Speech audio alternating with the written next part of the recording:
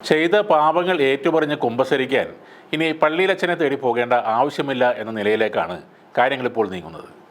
പള്ളി വികാരി ഇല്ലെങ്കിൽ അതിനും പരിഹാരമായി കുമ്പസാരക്കൂട്ടിൽ കർത്താവിൻ്റെ ആർട്ടിഫിഷ്യൽ ഇൻ്റലിജൻസ് രൂപം പാപങ്ങൾ കേട്ട് പരിഹാരം പറയും. സ്വിറ്റ്സർലൻഡിലെ ലൂസേണിലെ സെൻറ്റ് പീറ്റേഴ്സ് കത്തോലിക്ക പള്ളിയിലാണ് ഇപ്പോൾ കർത്താവ് ഇങ്ങനെ കുമ്പസാരം കേൾക്കുന്നത്. കുമ്പസാരം എന്ന കത്തോലിക്ക കൂദാശ തന്നെ ദൈവ വചനവിരുദ്ധമായിരിക്കെ അതിൽ തന്നെ വിചിത്രമായ രീതി കൊണ്ടുവരികയാണ് സ്വിറ്റ്സർലൻഡിലെ ഒരു കത്തോലിക്ക പള്ളി. താൻ ലംഘിച്ച കാര്യങ്ങൾ പറഞ്ഞാൽ കർത്താവ് അതിനുള്ള മറുപടിയും തരും. എന്നാൽ ഈ കുമ്പസാര കൂട്ടിരിക്കുന്ന ക്രിസ്തു ഒരു കാര്യം പ്രത്യേകം പറഞ്ഞിട്ടുണ്ട്: നിങ്ങളുടെ വ്യക്തിപരമായ കാര്യങ്ങളൊന്നും ക്രിസ്തുവിനോട് പറയരുത്. അങ്ങനെ പറയുന്നതിൻ്റെ റിസ്ക്കും നിങ്ങൾ സ്വയം ഏറ്റെടുത്തുകൊള്ളണം. അങ്ങനെ ഒരു മുന്നറിയിപ്പ് കുമ്പസാരക്കൂട്ടിന് മുന്നിൽ വെച്ചിട്ടുണ്ട്.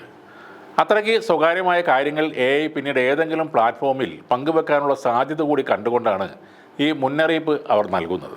തൂണിലും തുരുമ്പിലും ദൈവം ഇരിക്കുന്നു എന്ന അർത്ഥമുള്ള ഡ്യൂസ് ഇൻ മച്ചീന എന്ന പദ്ധതിയുടെ ഭാഗമായാണ് കുമ്പസാരക്കൂട്ടിൽ ക്രിസ്തുവിനെ പ്രതിഷ്ഠിച്ചത്.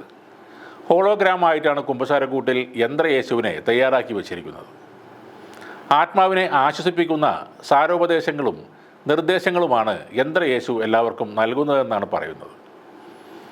സഹായം പള്ളിയുടെ പരമാവധി മേഖലകളിലേക്ക് എത്തിക്കാനാണ് ശ്രമിക്കുന്നതെന്നും സെൻറ്റ് പീറ്റേഴ്സ് പള്ളിയിലെ ഭാരവാഹികളും പറയുന്നുണ്ട്.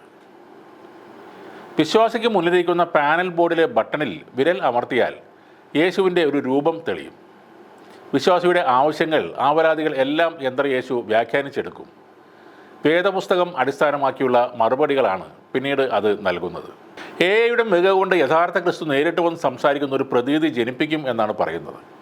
ഈ കർത്താവിനെ കൊണ്ട് 100 ഭാഷകൾ സംസാരിപ്പിക്കാനുള്ള തയ്യാറെടുപ്പിലാണ് ഇതിൻ്റെ നിർമ്മാതാക്കളായ Lucerne university of applied science and ആർട്സിലെ സയൻറ്റിസ്റ്റുകൾ. ലൂസേൺ സെൻറ്റ് പീറ്റേഴ്സ് ചാപ്പലിലെ ദൈവശാസ്ത്രജ്ഞനായ മാർക്കോ ഷിമിഡിനാണ് പദ്ധതിയുടെ മേൽനോട്ടം വഹിച്ചത്. യേശുവിനോടുള്ള കത്തോലിക്ക സഭയുടെ നിലപാട് എന്നാൽ ഇനിയും വ്യക്തമാക്കപ്പെട്ടിട്ടില്ല. ധാർമ്മികവും ദൈവശാസ്ത്രപരവുമായ ഒട്ടേറെ ചോദ്യങ്ങൾക്ക് സഭ മറുപടി പറയേണ്ടി വരും.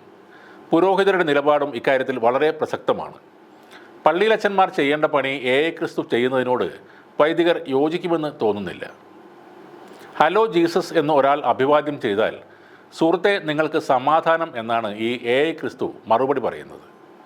ഇതിനകം 900-ലേറെ വ്യക്തികളുമായി യേശു സംസാരിച്ചു കഴിഞ്ഞു. വിവരങ്ങൾ അറിഞ്ഞ വത്തിക്കാൻ ഇതേക്കുറിച്ച് പഠിക്കാൻ തീരുമാനിച്ചിട്ടുണ്ട്. സഭയിലെ കുമ്പസാരം മുഖേന ചില പുരോഹിതർ നടത്തുന്ന കുറ്റകൃത്യങ്ങളെ തുടച്ചു മാറ്റാൻ ഈ സംവിധാനത്തിന് കഴിയുന്നതോടെ യേശുവിന് പ്രചാരം കൊടുക്കാനും സാധ്യതകൾ കാണുന്നു എന്നാണ് ചില റിപ്പോർട്ടുകൾ.